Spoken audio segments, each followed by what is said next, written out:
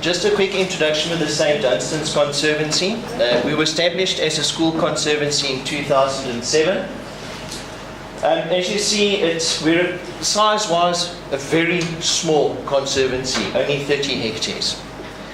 What the conservancy is, the conservancy consists of basically 3 schools: the preschool, the prep school and the college, aging from children aged 4 right up to matric. The executive of the conservancy is mainly made up of parents, then a few teachers, as well as the children within the school, both from the prep side and from college.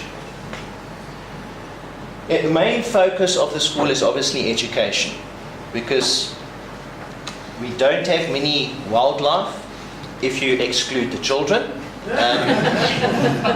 And there's not much diversity in such a small area.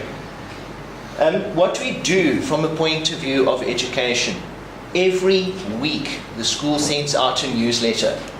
We actually have a column dedicated to the conservancy where we discuss various items.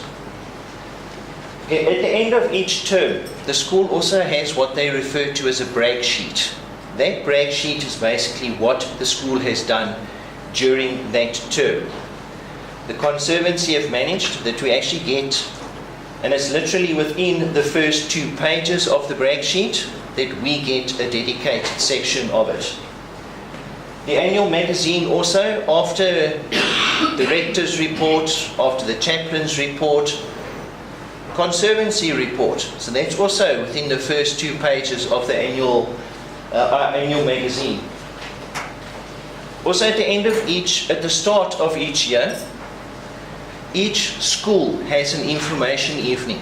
And in that information evening, it's just basically discuss what the school's all about, how the school works.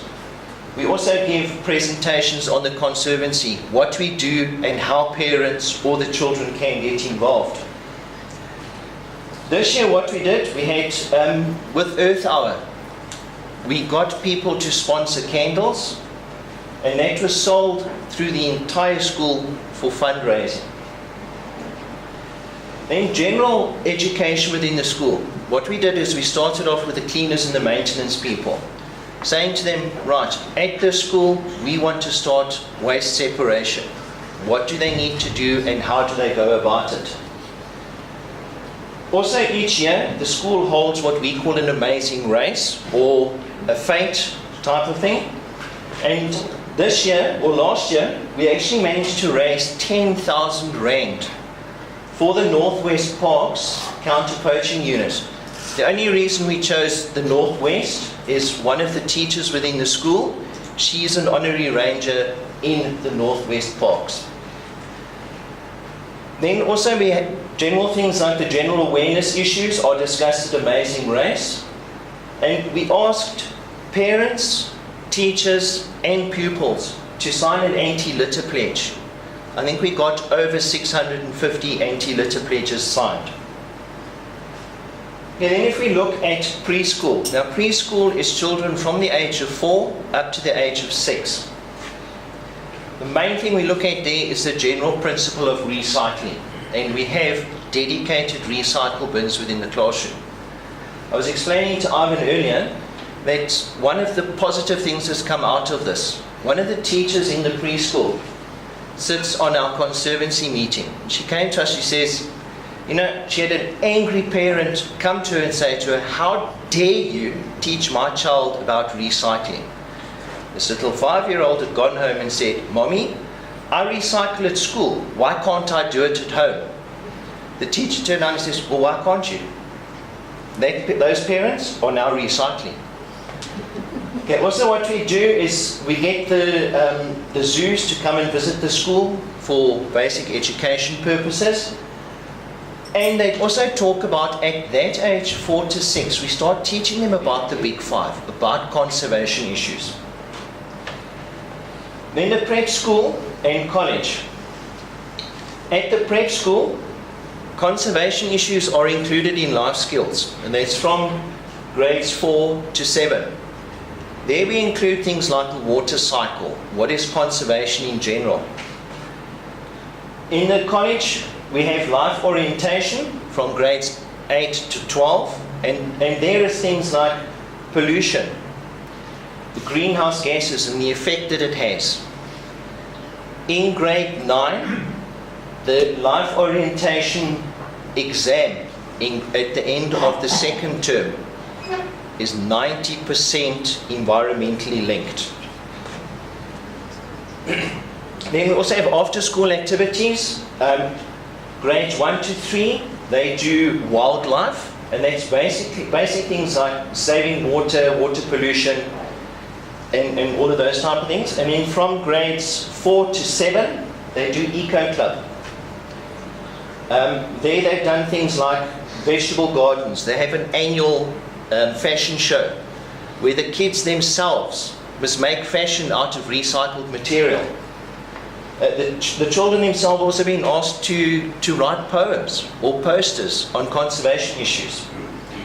Then next to the school is a big open felt area, and we try at least once a year, once from the prep school, one from the college, to go into cleanup. This is the prep school's vegetable garden that's been established. The school's motto is I serve. And what we do with this vegetable garden, any proceeds that come out of this vegetable garden get donated either to an old age home or to an orphanage. Here's just an example of the fashion show. That is a bag this young girl had made totally out of recyclable material. So it's actually amazing to sit with the children and see how their imagination can work. Those are cleanups of areas. Then at the college, this is grades 8 to 12. The college was one of the initial Generation Earth Council schools, established about 3 years ago. Generation Earth, they've done cleanups. We've had an owl project. There's the owls that have just recently been released in the area. And then we also went to an education trust out in Springs to go and have a look at the bird ringing project. And let the kids do bird ringing themselves. Let them see what it is. Let them release the birds. Those are the cleanups. And anybody who knows the area, that's the Lindmeck Hospital is in the background. There's the bird ringing project. What was amazing at this bird ringing, it's amazing to see how many children are petrified of birds. And one of the things is to try and explain to them what it is and how to overcome it. Then general school projects, we've got our own little recycle centre. And then we also have, for the last, I think it's about the last 4 years, we've had a bread tag recycle project where we have the 3 sports houses within the school. We have a competition between the houses who can raise the most bread tags. The first